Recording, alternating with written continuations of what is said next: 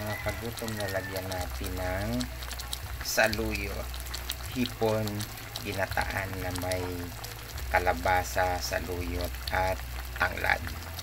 Sarap. Sarap mga kagutom.